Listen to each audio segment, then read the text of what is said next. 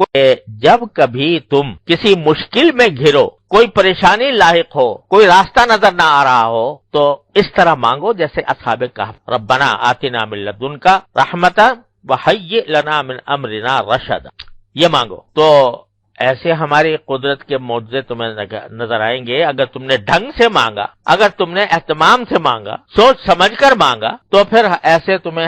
ہماری قدرت کے اور رحمت کے ایسے معجزے نظر آئیں گے جو تمہیں عجیب لگیں گے، لیکن ہمارے لیے کوئی عجیب، جو کوئی مشکل پیش یہ مانگو۔ اب آج کل لوگ کہتے ہیں کہ بھئی اس دور کے اندر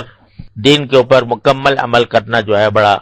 مشکل ہو گیا، ماحول خراب ہے، چاروں طرف فسق و فجور کی آگ بھڑکی ہوئی ہے،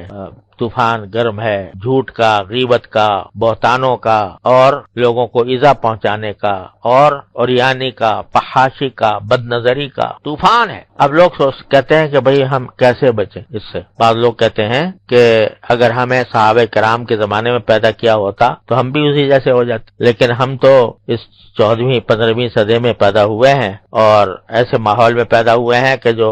ڈوبا ہوا ہے معصیتوں میں، گناہوں میں۔ آدمی باہر نکلے تو نگاہ کو پناہ نہیں ملتی، مجلس میں بیٹھے تو زبان کو پناہ نہیں ملتی، کان کو پناہ نہیں ملتی، کوئی نہ کوئی مسئلہ انسان کے ساتھ رہتا ہے۔ تو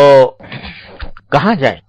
کس طرح ہم اپنے آپ کو بچائیں؟ تو اللہ تعالی نے بتا دیا کہ اس طرح بچاؤ کہ ہم سے مانگو۔ کیا مانگو؟ ربنا آتنا من لدنک رحمۃ وہیئ لنا من امرنا رشدا، یہ مانگو۔ یا اللہ، چاروں طرف آگ بھڑکی ہوئی ہے، معصیتوں کی، گناہوں کی،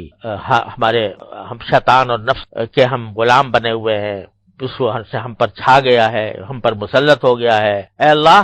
آپ ہمیں اس مصیبت سے نکال دیجئے، اور آتنا من لدنک رحمۃ وہیئ لنا من امرنا رشدا۔ پھر دیکھو کیا ہوتا۔ ہمارے حضرت پالا فرمایا کرتے تھے کہ یوں سمجھو کہ حشر کا میدان ہے اور اللہ تبارک و تعالیٰ کی بارگاہ میں کھڑے ہیں، اور وہاں اعمال بد کا پلندہ ہمارے سامنے کیا کچھ کیا۔ تو جب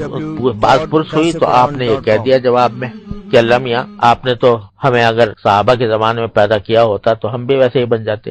لیکن ہمیں تو آپ نے ایسے زمانے میں پیدا کیا کہ چاروں طرف آگ بھڑکی ہوئی تھی اور چاروں طرف معصیتوں کا سیلاب تھا، گناہوں کا سیلاب تھا، حرام کا سیلاب، جہاں جاؤ رشوت کا بازار گرم تھا، کاروبار کرو قدم قدم پر رشوتوں کے مطالبے تھے، اور باہر نکلیں تو ہمارے آنکھوں کو پناہ نہیں ملتی تھی، اور خود ہمارے گھروں کے اندر جو ہے وہ عریانی اور فحاشی کا ایک بڑا سیلاب خود ہمارے ہاتھوں میں موجود تھا۔ تو ایسے میں ہم کیا کرتے؟ آپ نے پیدا ہی ایسے وقت میں کیا تھا۔ بظاہر تو تم نے جواب ایسا دے دیا کہ جو ہے اس کو سمجھنا چاہیے، لیکن اگر باری تعالیٰ اس کے جواب میں یہ پوچھ لے کہ ٹھیک ہے، ہم نے پیدا کیا تھا تمہیں ایسے ماحول کے اندر، ظلمتوں کا ماحول تھا، معصیتوں کا ماحول تھا،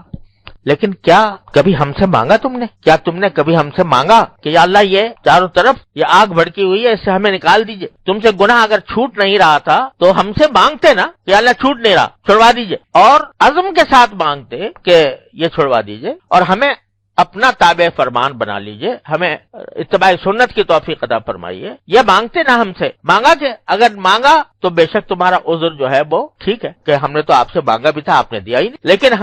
ہم سے مانگا کب؟ اگر مانگتے